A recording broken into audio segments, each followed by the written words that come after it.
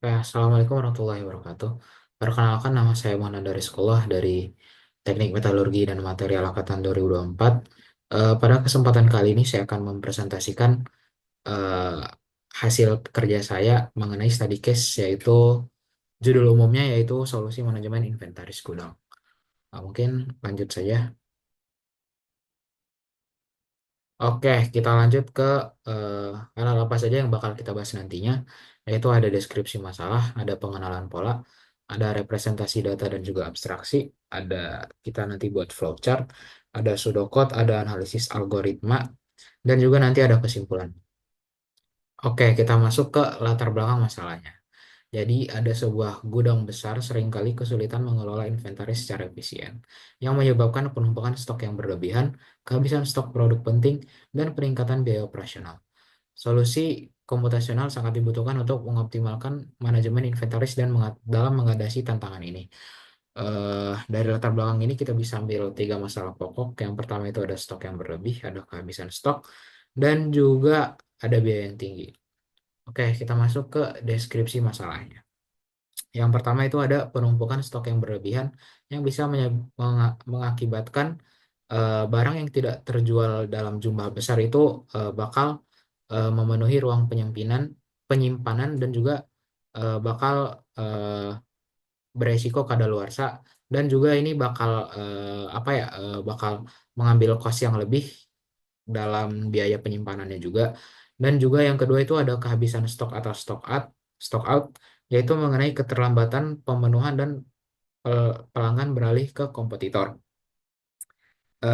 Beberapa barang dengan permintaan yang tinggi itu eh, sering kehabisan stok, menyebabkan keterlambatan tadi. Dan juga yang ketiga itu ada biaya operasional yang tinggi, eh, pemesanan darurat, dan penyimpanan dan yang tidak efisien. Yaitu apa ya, kayak pemesanan ulang barang itu masih dilakukan secara manual tanpa mempertimbangkan pola-pola permintaan yang sudah berlalu-berlalu gitu. Dan juga yang keempat itu ada pengisian ulang manual, yaitu tidak mempertimbangkan pola permintaan historis. Dan juga yang terakhir itu ada fluktuasi permintaan musiman, kesulitan dalam menyelesaikan inventaris yang ada. Oke, dari deskripsi masalah yang udah saya sebutkan tadi, maka tujuan kita itu adalah kayak eh, membuat sistem yang secara dinamis menyesuaikan penempatan inventaris dan perutaian robot berdasarkan data pemesanan waktu nyata sambil menyeimbangkan kecepatan pengiriman, efisiensi penyimpanan, dan biaya operasional.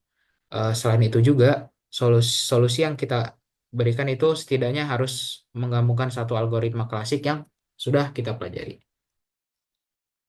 Oke, lanjut. Lanjut kepada pengenalan pola. Yang pertama itu ada pola pola permintaan. Eh, ada fluktuasi berdasarkan hari, minggu, bulan, dan musim. Ada tren naik, ada tren turun pada kategori produk-produk tertentu.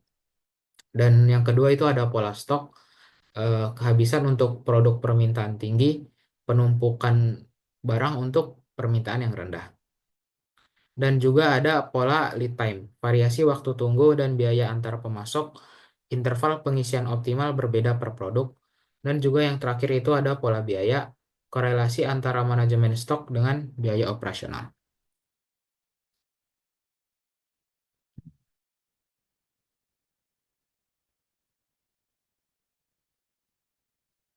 Oke, lanjut ke representasi data.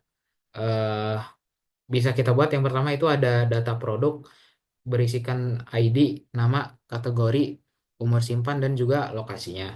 Habis itu yang kedua itu ada data stok, bisa berupa jumlah tersedia, ambang minimum, dan juga waktu penyimpanan terakhir. Yang ketiga itu ada data permintaan, bisa berupa riwayat penjualan, tren, dan juga prediksi. Dan yang terakhir itu ada data pemasok, ada nama, lead time, biaya, dan juga minimum pemesanan.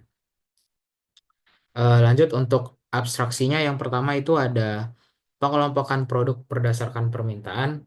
Yang kedua itu ada parameter stok minimum dengan prediksi otomatis. Dan yang ketiga itu ada optimasi penyimpanan berdasarkan kategori dan akses.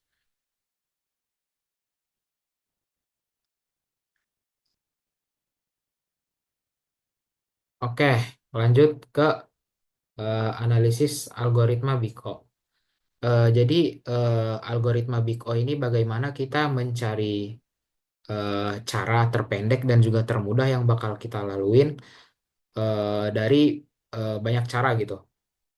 Jadi bisa kita buat prediksi permintaan memiliki kompleksitas waktu sebagai berikut dan juga algoritma Yaoki memiliki kompleksitas waktu O1 per produk atau ON untuk semua produk. Algoritma greedy untuk penempatan produk memiliki kompleksitas waktu seperti ini dan juga algoritma pencarian rute atau optimal Dijkstra memiliki kompleksitas waktu O. Eh, ini algoritma-algoritma yang bisa kita gunakan. Lanjut kepada flowchart-nya. Nah, di flowchart ini menunjukkan proses pengelolaan inventaris gudang dimulai dengan pemantauan stok, sistem mengambil data dan mengecek apakah jumlahnya masih di atas ambang batas. Jika stok mencukupi, proses kembali ke pemantauan. Jika tidak, sistem menganalisis permintaan historis dan tren musiman untuk menentukan jumlah pesanan. Setelah itu, sistem mengecek waktu tunggu pemasok sebelum membuat pesanan.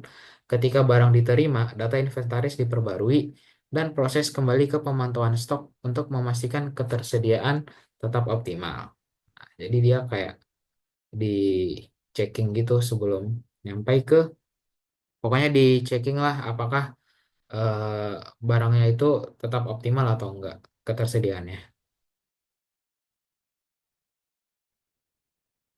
Oke, lanjut kepada pseudocode.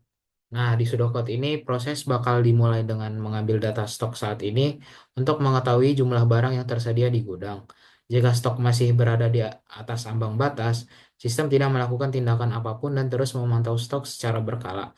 Namun, jika stok berada di bawah ambang batas, langkah langkah selanjutnya adalah menganalisis data permintaan historis dan tren musiman untuk memperkirakan kebutuhan stok yang dibutuhkan. Nah, setelah itu, sistem menghitung jumlah stok yang perlu dipesan berdasarkan analisis permintaan. Sebelum melakukan pemesanan, sistem juga mengecek waktu tunggu pemasok agar barang dapat tiba tepat waktu. Jika semua informasi telah diperhitungkan, sistem akan membuat pesanan ke pemasok.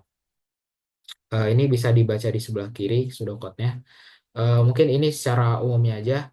Nanti secara spesifiknya bakal saya kirim berupa file kayaknya. Oke, lanjut. Nah, baik kesimpulan dari study case yang sudah saya jelaskan tadi, yaitu ada solusi mengintegrasikan tiga algoritma klasik. Ada greedy untuk penempatan produk optimal, ada Dijkstra untuk rute pengambilan efisien, ada EOQ untuk jumlah pemesanan ekonomis. Dan juga tadi ada algoritma-algoritma yang sudah saya sebutkan itu bakal saya jelaskan lebih spesifik lagi di dalam filenya. Dan juga itu ada keunggulan solusi yang saya berikan. Yang pertama itu ada mengurangi penumpukan dan kehabisan stok, ada mengoptimalkan biaya operasional, ada meningkatkan efisiensi pengambilan, dan juga adaptif terhadap perubahan permintaan. Oke, mungkin sekian saja presentasi dari saya. Wabillahi taufiq wal hidayah. Wassalamualaikum warahmatullahi wabarakatuh. Terima kasih.